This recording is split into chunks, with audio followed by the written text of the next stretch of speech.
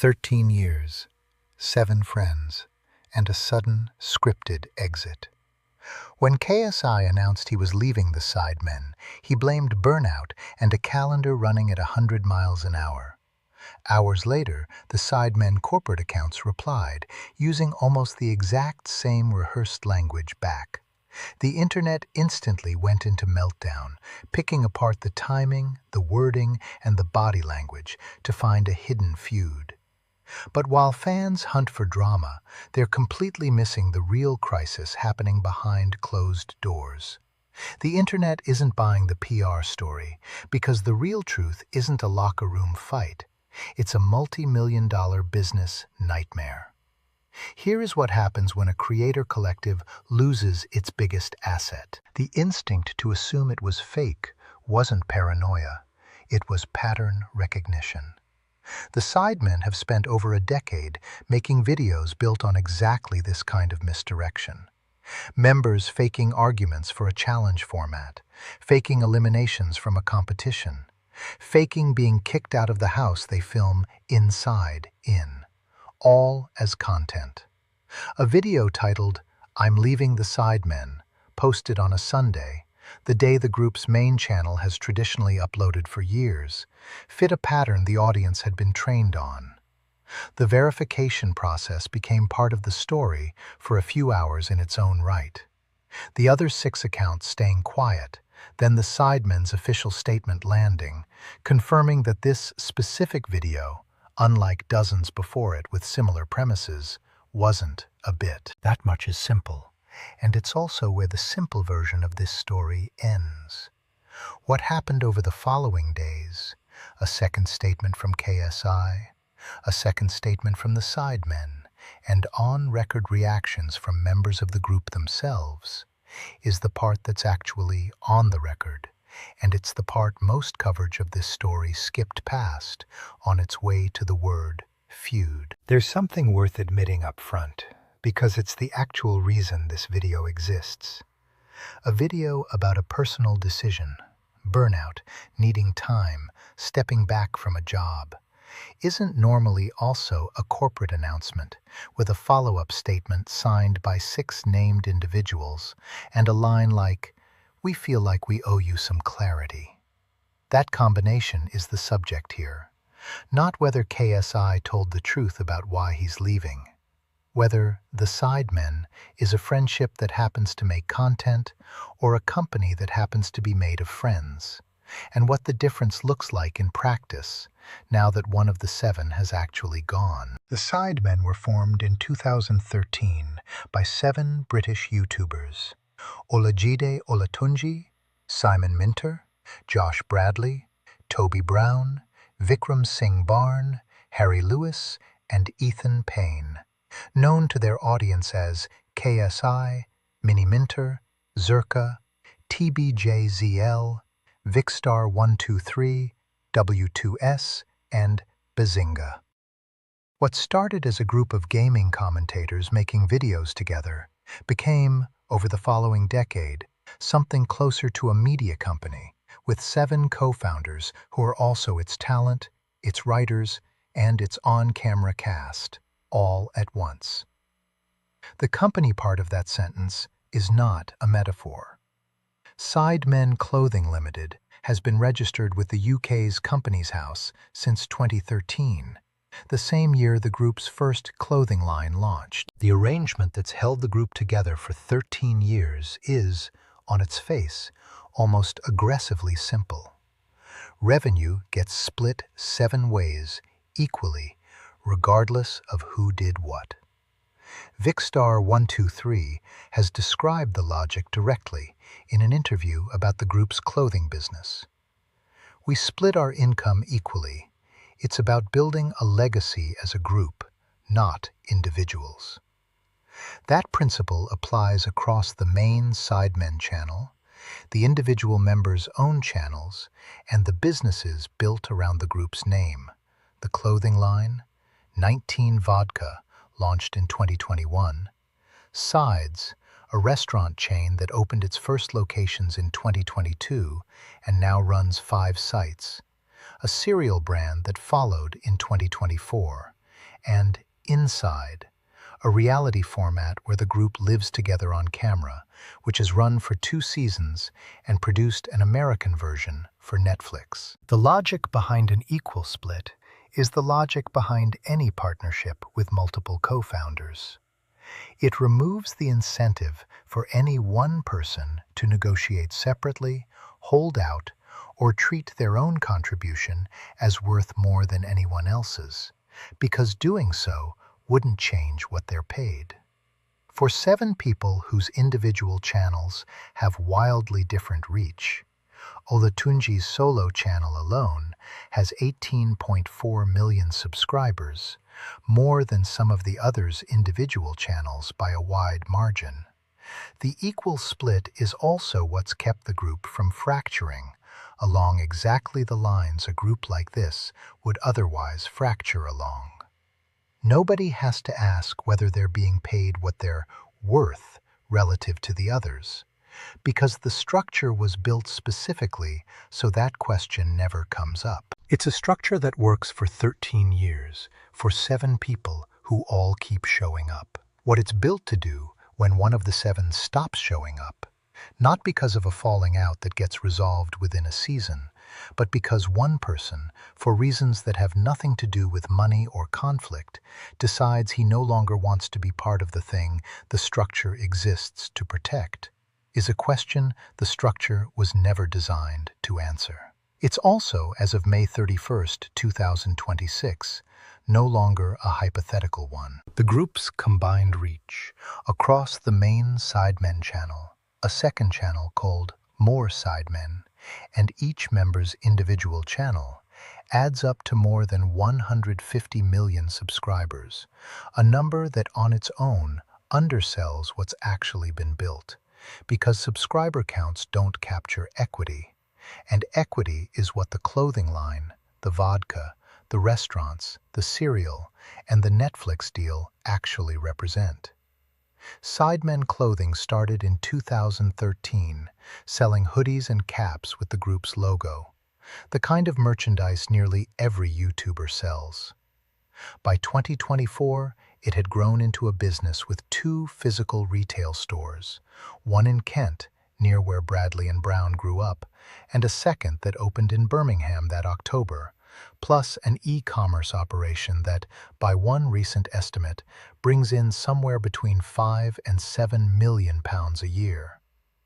Sides now operates 5 restaurant locations. Inside was successful enough across 2 seasons to get an American version commissioned by Netflix. None of those businesses exist because any single Sidemen member is more famous than the others. They exist because the group, collectively, is worth more as a brand than the sum of its individual channels.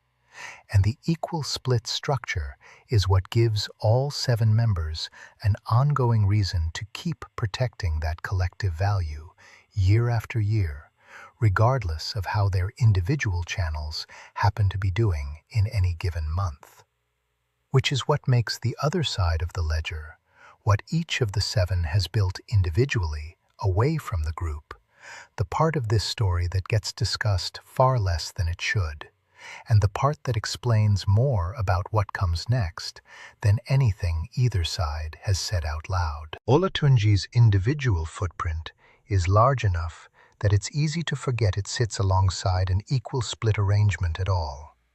He co-founded Prime Hydration with Logan Paul in 2022, a drinks brand that, independent of any Sidemen revenue sharing, made both men individually wealthy on a scale that a 7-way split of clothing and restaurant revenue was never going to approach.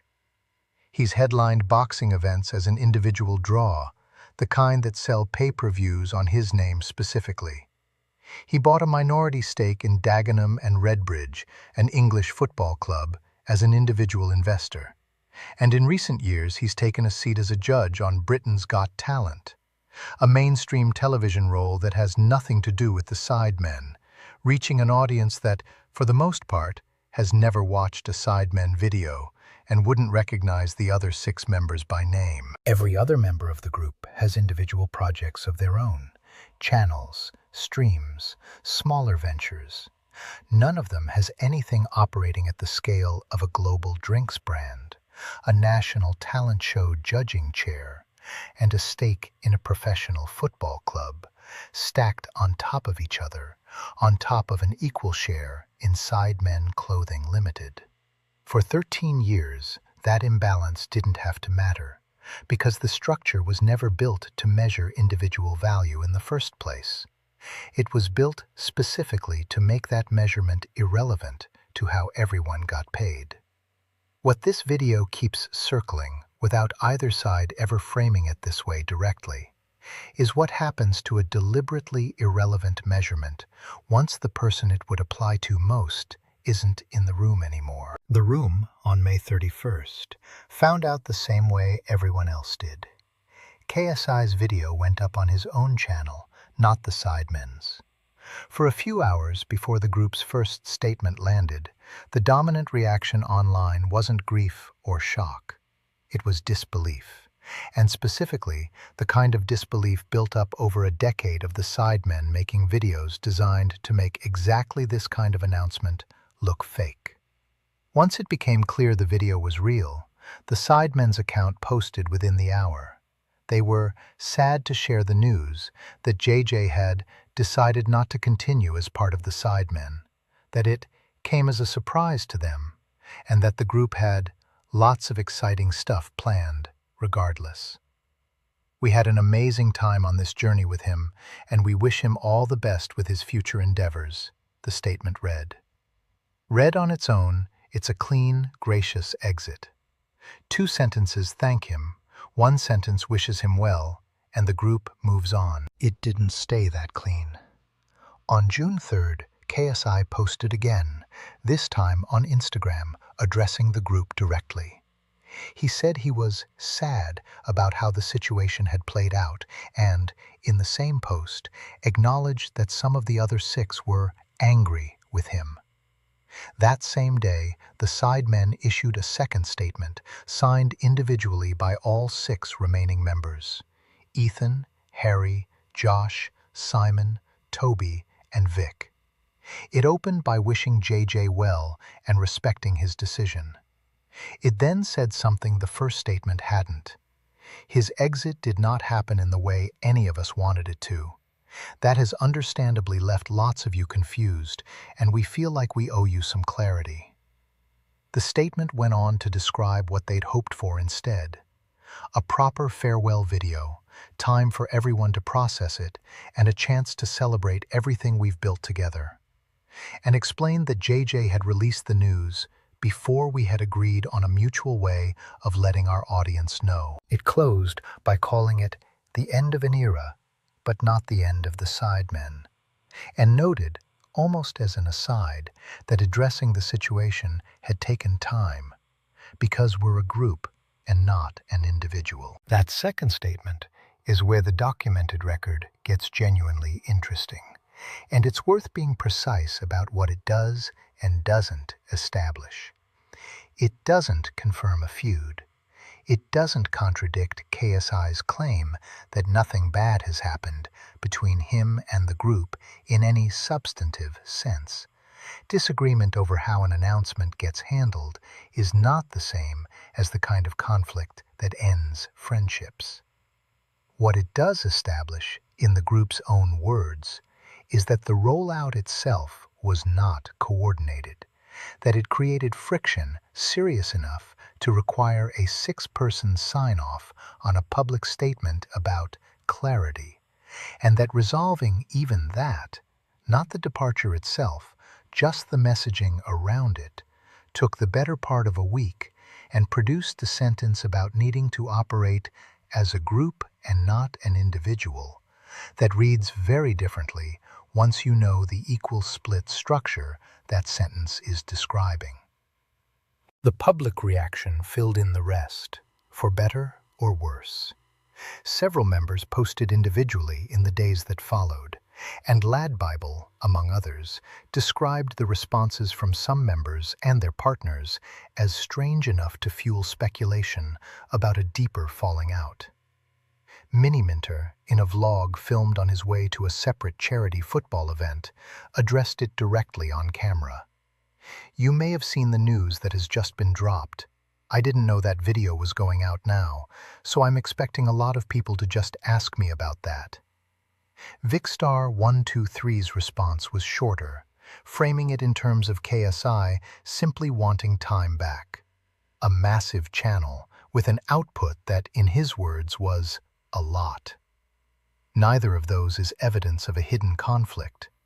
Both of them are evidence that the announcement landed inside the group the same way it landed outside it, without warning and without an agreed story to tell. This isn't the first time this channel has looked at what happens when a long-running creator collective loses a member the public assumed was central to it.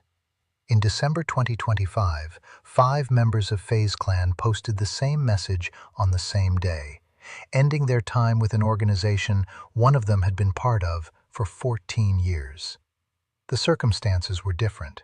FaZe's exit came at the end of a financial collapse, with a $725 million valuation that had fallen to roughly $17 million by the time those posts went up, and the departing members were leaving an organization in visible decline. Olatunji is leaving a group whose businesses are, by every available measure, doing fine. But the structural question underneath both stories is the same one. A brand built around a fixed roster of named individuals has to define, sooner or later, what it actually is once the roster changes.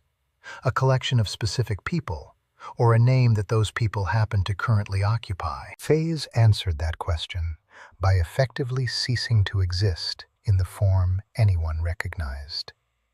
The Sidemen's second statement was, in part, an attempt to answer it the other way. Not the end of the Sidemen, before the question had even fully been asked in public. Whether that answer holds is the part of this story that hasn't happened yet, and it's worth being honest about what would actually have to be true for it to hold. Sidemen Clothing Limited, and everything built on top of the equal 7-way split, was designed around the idea that individual value doesn't need to be measured because everyone contributes roughly the same ongoing presence to a brand that's bigger than any of them.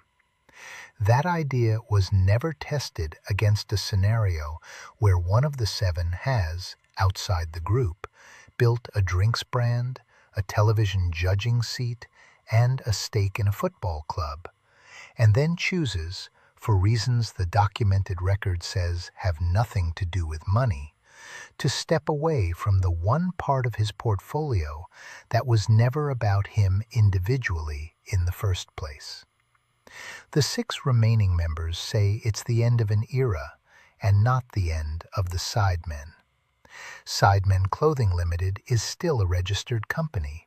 The restaurants are still open. The cereal is still on shelves.